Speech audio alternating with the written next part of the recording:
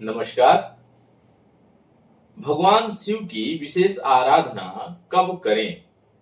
कब हम विशेष पूजा का आयोजन करें? किस तिथि में करें? कौन सी तिथि शिव पूजन के लिए उचित होगी या अनुष्ठान प्रारंभ करने के लिए उचित होगी? इसके लिए हमको शिववास जरूर देखना चाहिए कि उस दिन भगवान शिव किन परिस्थितियों में हैं। यदि प्रसन्न चित्त मुद्रा में होंगे तो आपकी अनुष्ठान या आपकी पूजा को स्वीकार करेंगे। यदि क्रोधित मुद्रा में होंगे या अथवा व्यस्त होंगे तो आपके अनुष्ठान या पूजा को कैसे स्वीकार करेंगे? तो उनकी प्रसन्न चित्त मुद्रा की अवस्था जरूर आप देख लें, तभी पूजा या अनुष्ठान प्रारंभ करें। तो कैसे देखेंगे शिववास है उस तिथि में या नहीं है, कैसे देखें? चलिए देखते हैं और समझते हैं कि भगवान शिव का वास है तो कहां पर है और क्या उस दिन अनुष्ठान या पूजा शुरू करना उचित है या नहीं। चलिए उदाहरण के तौर पर हम मान लेते हैं कि आज प्रतिपदा तिथि है। प्रतिपदा अर्थात प्रथमा तिथि है। तो प्रतिपदा तिथि में क्या शिववास होता है? इसके लिए हमको क्या करना है? तिथि में 2 का गुणा कर देना है। तत्पश्चात जो संख्या प्राप्त हो उसमें 5 का जोड़ कर देना है, 5 को ऐड कर देना है। उसके पश्चात जो संख्या है उसमें 7 का भाग दे देना है। तत्पश्चात देखते हैं कि शेष कितना बचा। उसी शेष के आधार पर निर्धारित होता है कि भगवान शिव की मुद्रा कौन सी है। चलिए देखते हैं। मानते हैं कि आज तिथि प्रतिपदा है अर्थात 1 नंबर। इसमें हमने 2 से मल्टीप्लाई किया, कितना आया? 2 आया।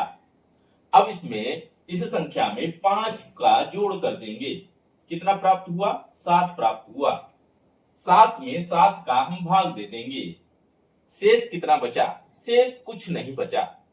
जब शेष कुछ नहीं बचता है तो इसका अर्थ होता है कि भगवान शिव स्मशान में है और इस समय भगवान शिव को कतई डिस्टर्ब न करें, आपकी पूजा स्वीकार नहीं होगी। इसी प्रकार अन्य तिथियों को भी देख लें। अन्य तिथियों में मान लेते हैं कि आज अष्टमी तिथि है। अष्टमी तिथि है तो 8 में जब 2 का मल्टीप्लाई करेंगे तो कितना आएगा? 8 दूनी 16। 16 में हमने 5 जोड़ लिया तो 16 5 भी 21 आया। 21 में जब 7 का भाग देंगे तो शेष कुछ नहीं बचेगा। शेष कुछ नहीं अर्थात 0 बोल दें, यहां भी शेष 0 है। तो इस तिथि में भी, अष्टमी तिथि में भी आपको पूजा नहीं प्रारंभ करनी है, अनुष्ठान नहीं करना है, अनुष्ठान प्रारंभ नहीं करना है। इसी प्रकार मान लेते हैं कि आज तिथि है, षष्ठी तिथि है। 6 दूनी 12। 12 में जब 5 ऐड करेंगे तो कितना आएगा? 17। 17 में जब हम 7 का भाग देंगे तो शेष कितना बचेगा? 3। 7 दूनी 14, 14 3 17। तो शेष आया 3 नंबर। 3 नंबर का अर्थ है भगवान शिव नंदी की सवारी कर रहे हैं। कोई भी व्यक्ति जब भगवान शिव या आप भी सवारी करते हैं तो आप प्रसन्न चित्त मुद्रा में होते हैं। भगवान शिव जब नंदी की सवारी करते हैं तो प्रसन्न चित्त मुद्रा में होते हैं। ऐसी अवस्था में आपका पूजन, आपका किया गया पूजन भगवान शिव स्वीकार करते हैं और आपको अभीप्सित इच्छित फल की प्राप्ति करवाते हैं, इच्छित फल प्रदान करते हैं। इसी प्रकार और उदाहरण देखते हैं। यदि मान लेते हैं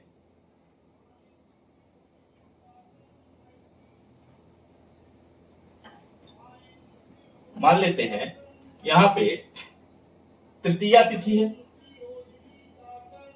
तृतीया तिथि है तो 3 दूनी 6 प्लस 5 11। 11 में जब 7 का भाग देंगे शेष बचेगा 4 शेष बचेगा। चार शेष का अर्थ है कि भगवान शिव मीटिंग कर रहे हैं, सभा में हैं, व्यस्त हैं। तो जब व्यक्ति व्यस्त होता है, आप उसको नॉक करेंगे, डिस्टर्ब करेंगे और कहेंगे कि हमारी पूजा स्वीकार करो, तो क्या करेगा? बिल्कुल नहीं करेगा। मानते हैं चतुर्थी तिथि है, माना, तो चतुर्थी में 4 दूनी 8, 8 में 5 ऐड किया, 8 5 13, 13 में जब 7 का भाग देंगे कितना बचेगा? 7 एकम 7, 7 6 13, तो 6 शेष बचेगा। कितना शेष बचेगा? 6। 6 शेष का अर्थ है कि भगवान शिव क्रीड़ा कर रहे हैं, खेल में मगन है। खेलते समय किसी बालक को आप छेड़ करके देखिए, किसी भी व्यक्ति को छेड़ेंगे वो गुस्सा हो जाएगा। तो आपको छेड़ना नहीं है भगवान शिव को, ये नहीं करना है कि हमारी प्रार्थना स्वीकार करिए, हमारी प्रार्थना स्वीकार करिए, स्वीकार नहीं होगी। इसलिए कतई भगवान शिव को डिस्टर्ब ना करें इस दिन। अब चलिए लिस्ट बना देते हैं और सूत्र लिख देता हूं। सूत्र के माध्यम से इसी सूत्र को आप सहेज कर रख लें, सूत्र को आप सहेज कर रख लें और उसी के द्वारा आप निकाल लें कि भगवान शिव का वास है उस दिन या नहीं है। क्या करना है? तिथि तिथि तिथि में हमको 2 का गुणा कर लेना है, तत्पश्चात 5 ऐड कर देना है और भागे 7 लिख देना है। यदि आपको ध्यान रखना है कि यदि 1 आता है तो भगवान शिव का वास उस समय कैलाश में है, प्रसन्न है, आपकी पूजा स्वीकार होगी। यदि 2 शेष आता है तो भगवान शिव माता पार्वती के साथ है, अच्छी बात है, आपकी पूजा स्वीकार होगी, बहुत बढ़िया है। और यदि 3 आता है तो भगवान शिव नंदी की सवारी कर रहे हैं, नंदी की सवारी, तो नंदी की सवारी करते समय भी प्रसन्न चित्त मुद्रा में है, भ्रमण कर रहे हैं। अब मैया पार्वती के साथ है, मैया के साथ है,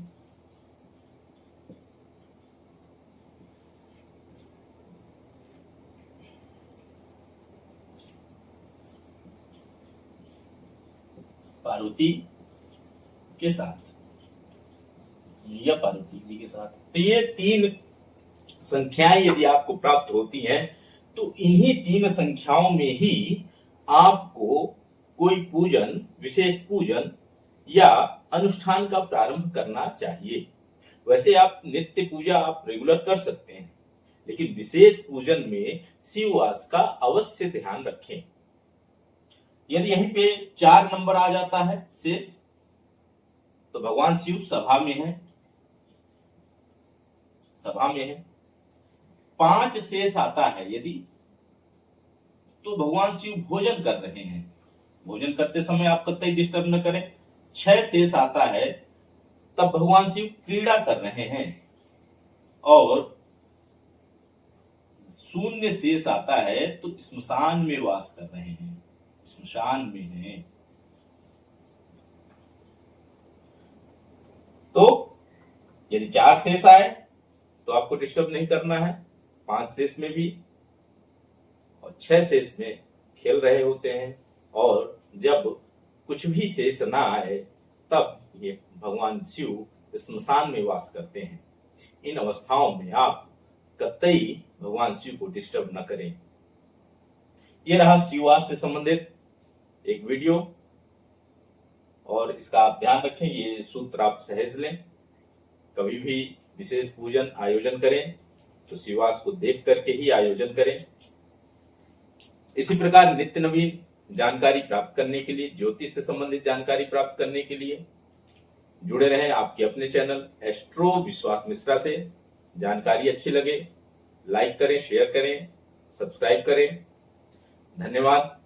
जय श्री राम। आपका दिन शुभ हो। नमस्कार।